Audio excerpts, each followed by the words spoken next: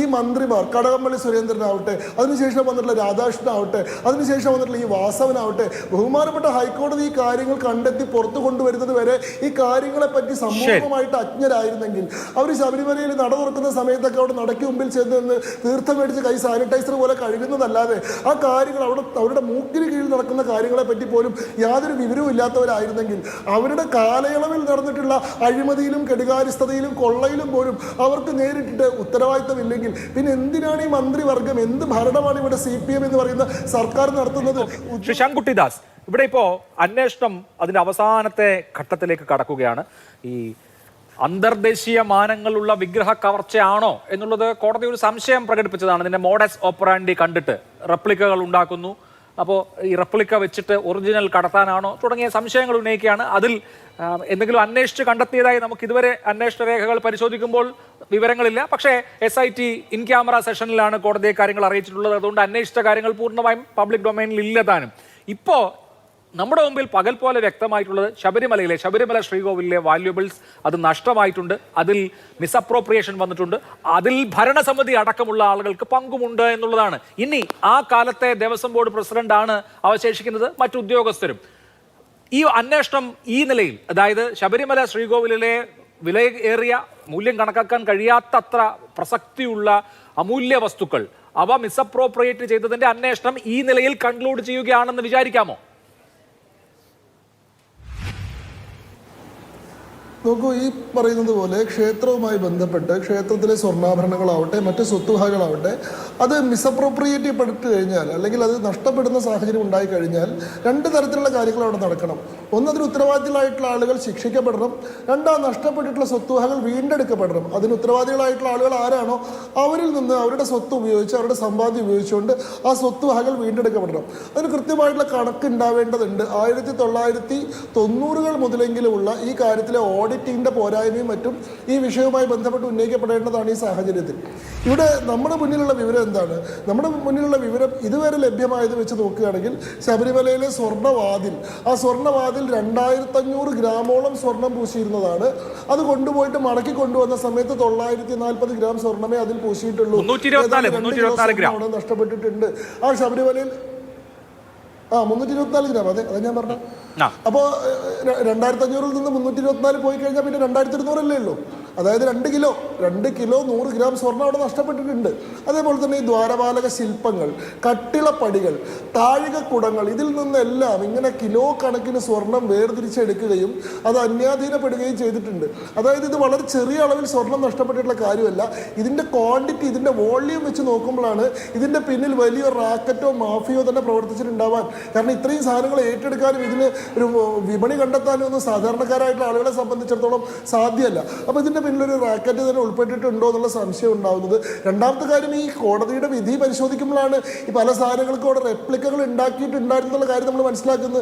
ഈ ദ്വാരപാലക ശില്പങ്ങൾക്ക് വേറൊരു റെപ്ലിക്ക ഉണ്ടായിരുന്നു, വേറൊരു മോഡൽ ഉണ്ടായിരുന്നു. തൽക്കാലം അത് വെച്ച് അഡ്ജസ്റ്റ് ചെയ്യാൻ, ഇത് പണിയെടുത്ത് വരുന്നത് വരെ ഇത് വെച്ച് അഡ്ജസ്റ്റ് ചെയ്യാൻ പറ്റുന്ന പ്രൊവിഷൻ അവിടെ ഉണ്ടായിരുന്നു. ഇതേപോലെ തന്നെ പല സാധനങ്ങൾക്കും റെപ്ലിക്കകൾ ഉണ്ടാക്കിയിട്ടുണ്ടായിരുന്നു എന്നുള്ളതൊക്കെ ഈ അന്വേഷണത്തിലാണ് നമ്മൾ മനസ്സിലാക്കുന്നത്. ഇതിൻ്റെ അടിസ്ഥാനത്തിൽ കൂടുതൽ ആളുകളിലേക്ക് ഈ അന്വേഷണം എത്തേണ്ടതുണ്ട്. ഇപ്പോൾ ആദ്യത്തെ ഘട്ടത്തിൽ മുരാരി ബാബു എന്ന് പറയുന്ന ഒരു ഉദ്യോഗസ്ഥനും, പിന്നീട് ഈ പറയുന്ന സുധീഷ് കുമാർ എന്ന് പറയുന്ന ഒരു എക്സിക്യൂട്ടീവ് ഓഫീസറും, പിന്നീട് KS ബൈജു എന്ന് പറയുന്ന തിരുവാഭരണം കമ്മീഷണറാണ് അറസ്റ്റ് ചെയ്യപ്പെട്ടത്. ഉദ്യോഗസ്ഥന്മാരെ ചോദ്യം ചെയ്തപ്പോഴാണ് ഇത് ഉദ്യോഗസ്ഥ തലത്തിൽ നടന്നിട്ടുള്ളതല്ല, ആ കാലഘട്ടത്തിലുള്ള ദേവസ്വം കമ്മീഷണർ ആവട്ടെ ദേവസ്വം പ്രസിഡന്റ് ആവട്ടെ ഈ കാര്യത്തിൽ ഉൾപ്പെട്ടിട്ടുണ്ടായിരുന്നു, അവരുടെ അറിവോട് കൂടിയിട്ടാണ് ഈ കാര്യങ്ങൾ നടത്തിയത് മനസ്സിലാക്കുന്നത്. ഇപ്പോൾ ദേവസ്വം കമ്മീഷണറും പ്രസിഡന്റുമായിട്ടാണ് അറസ്റ്റ് ചെയ്യപ്പെടുന്നു. അയാളുടെ മൊഴിയിൽ നിന്ന് മനസ്സിലാക്കാവുന്നത് എന്താണ്? അയാളെ ചോദ്യം ചെയ്തപ്പോൾ മനസ്സിലാക്കുന്നത് അക്കാലത്ത് ദേവസ്വം പ്രസിഡന്റ് ആയിരുന്ന പത്മകുമാറിന് ഈ കാര്യങ്ങളുമായി ബന്ധപ്പെട്ട് വിവരം ഉണ്ടായിരുന്നു എന്നാണ്. പത്മകുമാറിന് ഇതുമായി ബന്ധപ്പെട്ട് ചോദ്യം ചെയ്യേണ്ടതുണ്ട്. ഇത് മുകളിലേക്ക് പോയിക്കൊണ്ടിരിക്കുകയാണെന്നുള്ളതാണ് നമ്മൾ കാണുന്ന ട്രെൻഡ്. ഇത് പ്രസിഡന്റിൽ ചെന്ന് അവസാനിക്കുമെന്ന് ഞാൻ വിചാരിക്കുന്നില്ല. കാരണം ദേവസ്വം ബോർഡ് പ്രസിഡന്റ് എന്ന് പറയുന്നത് അങ്ങനത്തെ സർവാധികാരിയല്ല. ദേവസ്വം എന്ന് പറയുന്നത് ഡിപ്പാർട്ട്മെന്റ് ഓഫ് ദേവസ്വംസ് എന്ന് പറയുന്ന കേരള സർക്കാരിന് കീഴിലെ ദേവസ്വം വകുപ്പിന് കീഴിൽ പ്രവർത്തിക്കുന്ന ഒരു സംവിധാനമാണ്.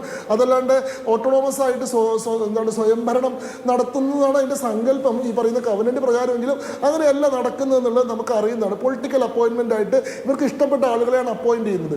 അപ്പോൾ ഈ അവസ്ഥയിലും നമുക്കിത് ഉദ്യോഗസ്ഥന്മാരെ തള്ളി പറഞ്ഞുകൊണ്ട് രക്ഷപ്പെടാൻ കഴിയുമെന്ന് ഞാൻ വിചാരിക്കുന്നില്ല. ഇനി പത്മകുമാറിനെ അറസ്റ്റ് ചെയ്തു, അന്ന് ഈ ഗോപൻ ഈ ചർച്ചയിൽ വന്നിട്ട് എന്ത് പറയുന്നുള്ള കാര്യത്തിൽ എനിക്ക് സംശയമുണ്ട്. കാരണം പത്മകുമാർ CPM-ന്റെ ജില്ലാ സംസ്ഥാന നേതാവായിരുന്ന ആളാണ്, മുൻ MLA ആണ്. ആറന്മുളയിൽ 1991 മുതൽ 96 വരെ CPM-ന്റെ MLA ആയിട്ടിരുന്ന ആളാണ്.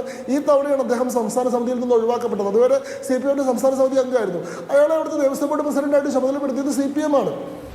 ഈ പത്മകുമാറും ഈ തട്ടിപ്പിൽ പങ്കാളിയായിരുന്നു. അയാളുടെ അറിവോടും സമ്മതത്തോടും കൂടിയിട്ടാണ് ഇത് നടന്നത് എന്ന് പറഞ്ഞാൽ ഇവരെന്താ പറയുക? ഇനി ഇതൊന്നും വേണ്ട, ഈ അറസ്റ്റൊന്നും വേണ്ട. ഇതിനു മുമ്പ് തന്നെ ഹൈക്കോടതി കണ്ടെത്തിയിട്ടുള്ള മറ്റൊരു കാര്യമുണ്ട്. എന്താണ്? ഈ പത്മകുമാർ ദേവസ്വം പ്രസിഡന്റ് ആയിരുന്ന സമയത്താണ് ശബരിമല അയ്യപ്പന്റെ യോഗദണ്ഡും രുദ്രാക്ഷമാലയും യാതൊരു ചിട്ടവട്ടങ്ങളും പാലിക്കാതെ, മാനദണ്ഡങ്ങളും പാലിക്കാതെ അദ്ദേഹത്തിന്റെ മകനെ കൊണ്ട് സ്വർണം പൂശിക്കാനാണെന്ന് പറഞ്ഞ് പുറത്തെടുത്ത് കൊണ്ടുപോവുകയും തിരിച്ചു കൊണ്ടു കൊടുക്കുകയും ചെയ്തിട്ടുള്ളത്. അപ്പൊ ഇങ്ങനെയുള്ള ക്രമവിരുദ്ധമായിട്ടുള്ള ചട്ടവിരുദ്ധമായിട്ടുള്ള എത്രയോ കാര്യങ്ങൾ അദ്ദേഹത്തിന്റെ കാലഘട്ടത്തിൽ അവിടെ നടത്തപ്പെട്ടിട്ടുണ്ട്. ഈ കാര്യത്തിൽ അദ്ദേഹത്തിലേക്ക് അന്വേഷണം വന്നാൽ അദ്ദേഹവും സ്വാഭാവികമായിട്ട് അറസ്റ്റ് ചെയ്യപ്പെടുമെന്നുള്ളത് തന്നെയാണ് പ്രതീക്ഷിക്കുന്നത്. പക്ഷെ അവിടെ കൊണ്ട് ഇത് അവസാനിക്കുന്നില്ലെന്നാണ് ഞാൻ പറയുന്നത്. എന്തിനാണ് നമുക്ക് മന്ത്രാലയങ്ങളും മന്ത്രികളും എല്ലാ കാര്യങ്ങളും ഉദ്യോഗസ്ഥന്മാർ നടത്തുകയാണെങ്കിൽ ഇവിടെ ഉദ്യോഗസ്ഥ ഭരണം പോലെ ഇവിടെ ബ്യൂറോക്രസി മതിയല്ലോ. അങ്ങനെ ഉദ്യോഗസ്ഥന്മാർ ഭരിച്ചാൽ അത് ജനാധിപത്യമാവില്ല. ജനങ്ങളാൽ തിരഞ്ഞെടുക്കപ്പെടുന്ന ആളുകളാൽ ഭരിക്കപ്പെടുന്ന വ്യവസ്ഥയാണ് ജനാധിപത്യം. അതുകൊണ്ട് ഈ ഉദ്യോഗസ്ഥന്മാർക്ക് മേലെയെല്ലാം ജനപ്രതിനിധികളുടെ മേൽനോട്ടം വേണം എന്നതുകൊണ്ടാണ് ഈ പറയുന്ന മന്ത്രിമാരെ ജനങ്ങളുടെ നികുതി പണത്തിൽ നിന്ന് ചെലവും കൊടുത്ത് നമ്മൾ പോറ്റി വളർത്തുന്നത്. ഈ പറയുന്ന ഈ മന്ത്രിമാർ, കടകംപള്ളി സുരേന്ദ്രനാവട്ടെ, അതിനുശേഷം വന്നിട്ടുള്ള രാധാകൃഷ്ണനാവട്ടെ, അതിനുശേഷം വന്നിട്ടുള്ള ഈ വാസവനാവട്ടെ, ബഹുമാനപ്പെട്ട ഹൈക്കോടതി ഈ കാര്യങ്ങൾ കണ്ടെത്തി പുറത്തു കൊണ്ടുവരുന്നത് വരെ ഈ കാര്യങ്ങളെ പറ്റി സമ്പൂർണ്ണമായിട്ട് അജ്ഞരായിരുന്നെങ്കിൽ അവർ ശബരിമലയിൽ നട തുറക്കുന്ന സമയത്തൊക്കെ അവിടെ നടയ്ക്ക് മുമ്പിൽ ചെന്ന് നിന്ന് തീർത്ഥം മേടിച്ച് കൈ സാനിറ്റൈസർ പോലെ കഴുകുന്നതല്ലാതെ ആ കാര്യങ്ങൾ അവരുടെ മൂക്കിന് കീഴിൽ നടക്കുന്ന കാര്യങ്ങളെ പറ്റി പോലും യാതൊരു വിവരവും ഇല്ലാത്തവരായിരുന്നെങ്കിൽ, അവരുടെ കാലയളവിൽ നടന്നിട്ടുള്ള അഴിമതിയിലും കെടുകാര്യസ്ഥതയിലും കൊള്ളയിലും പോലും അവർക്ക് നേരിട്ടിട്ട് ഉത്തരവാദിത്തമില്ലെങ്കിൽ പിന്നെ എന്തിനാണ് ഈ മന്ത്രിവർഗം, എന്ത് ഭരണമാണ് ഇവിടെ CPM എന്ന് പറയുന്ന സർക്കാർ നടത്തുന്നത്? ഉദ്യോഗസ്ഥന്മാരല്ലേ എല്ലാ വകുപ്പിലും ഭരണം നടത്തുന്നത്. അങ്ങനെയാണെങ്കിൽ ഏത് കെടുകാര്യസ്ഥതയ്ക്കും ഏത് അഴിമതിക്കും വേണമെങ്കിൽ ഉദ്യോഗസ്ഥന്മാരെ മാത്രം പഴിചാരാൻ കഴിയുമല്ലോ. ഇവിടെ എവിടെയാണ് പൊളിറ്റിക്കൽ ലീഡർഷിപ്പ്? എവിടെയാണ് രാഷ്ട്രീയമായിട്ടുള്ള സൂപ്പർവിഷൻ? എവിടെയാണ് തെറ്റ് തിരുത്താനുള്ളൊരു സംവിധാനം? എവിടെയാണ്? ഇത് 100% CPM-ന്റെ അറിവോടും സമ്മതത്തോടും അവിടുത്തെ മന്ത്രിമാരുടെ ഉൾപ്പെടെയുള്ള പങ്കാളിത്തത്തോട് നടത്തപ്പെട്ടിട്ടുള്ള ഒരു വലിയ ക്രിമിനൽ കോൺസ്പിറസിയാണ്. അക്കാര്യത്തിൽ കൂടുതൽ ആളുകളിലേക്ക് അന്വേഷണം വരേണ്ടതുണ്ട്. അവിടെയാണ് ഈ അന്വേഷണ സംഘത്തിന് കൈവറയ്ക്കുമോ, അന്വേഷണ സംഘത്തിനെ ഭയം പിടികൂടുമോ, പ്രസിഡന്റ് വരെയുള്ള ആളുകളിൽ എത്തിയിട്ട് അവരവിടെ അവസാനിപ്പിക്കുമോ എന്നുള്ള സംശയം പൊതുസമൂഹത്തിനുള്ളതെന്നാണ് എനിക്ക് പറയാനുള്ളത്. ശരി, ഓക്കെ.